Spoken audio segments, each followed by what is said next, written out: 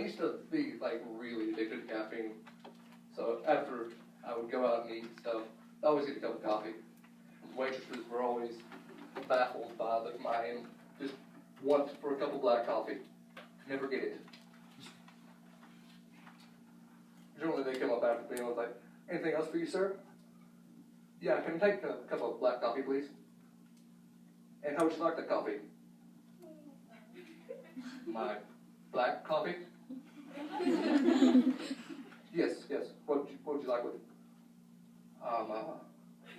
Could you put it in a cup? Yeah, don't just splash it on my face.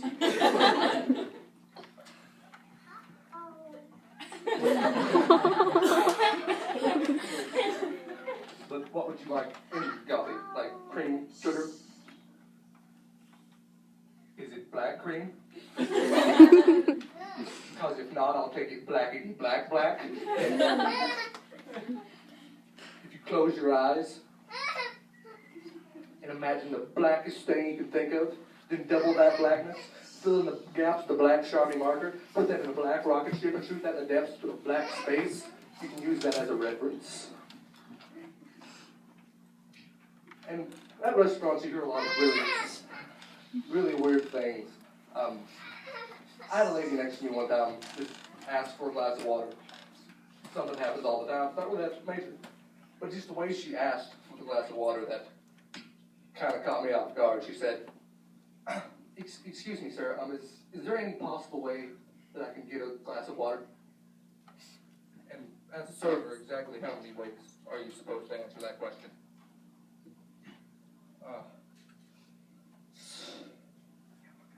No, there is no way. Many a night, I toss and turn, trying to think the way that I can get glasses of water for customers. But alas, I come up short. Legend has it there was a waiter here years ago who found a way to do just that. But he's gone, and with him a secret. It had something to do with a glass rack and a faucet, but no one's been able to put all the pieces together yet. So I say, there is no way. How I wish there was a way. I'm starting to feel old. I'm 17 years old. Shouldn't feel old, but I feel old. And I'm noticing a lot of things that I used to find like, yeah, go to the store. Yeah, going driving. Nothing, just idle. Unless I'm going with my mom. Then it gets interesting. Remember as a child, my mom brought me home from the store, and I was a horrible child through fifth time. Through fifth store, she brings me back out, just yelling, screaming, puts me in the car, puts the stuff in the trunk, puts all the groceries in the trunk, sits down, gets up her keys, they don't fit in the ignition. And she looks over, sees a man staring back at her that's not my father. Walked into somebody else's car, put the groceries in it, got ready to leave. I think it was like 5 minutes before she noticed that there was a man in the car. How exactly are you supposed to explain your way out of that? Oh, this is your car! I thought it was mine.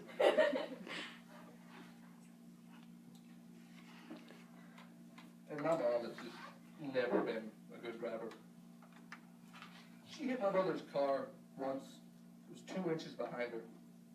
Parked in her, she could see it in her rearview mirror. It was black, it was big, it was huge. Ran over it. And then she denied it.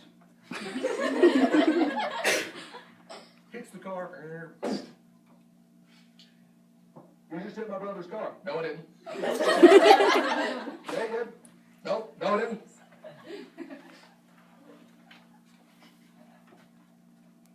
And it's just the little things that you come to miss anymore.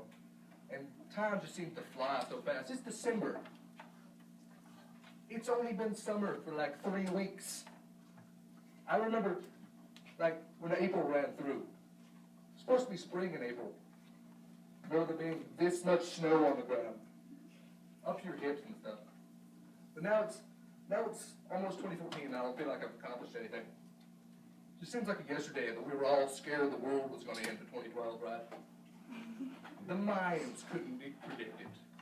They couldn't predict their own demise. You know, the Mayans just disappeared. They left all their cities one day. Got up and left. Exactly how does this happen? Honey, we don't have to be Mayans anymore. Where are we going to go? The jungle. We have cities. Let's go to the jungle. I have a theory of why the Mayans disbanded themselves. Because they finished their calendar.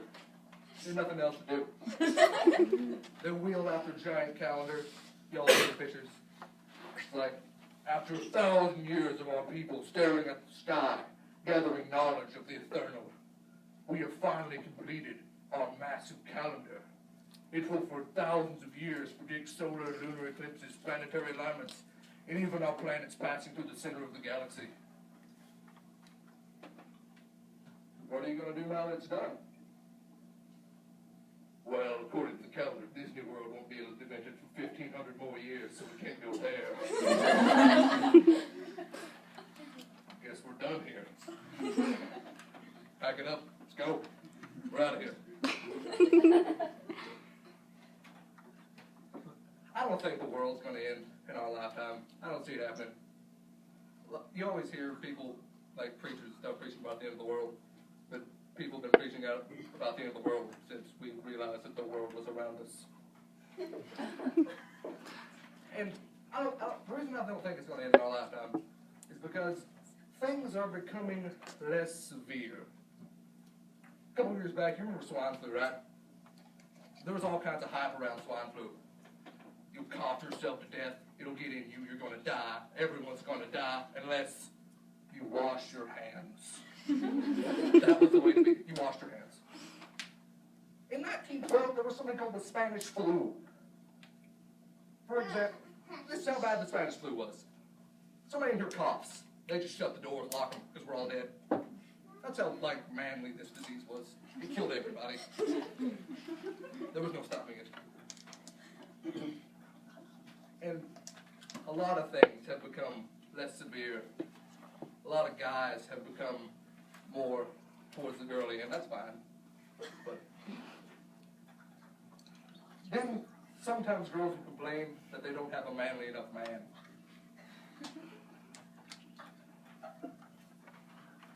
You made us this way.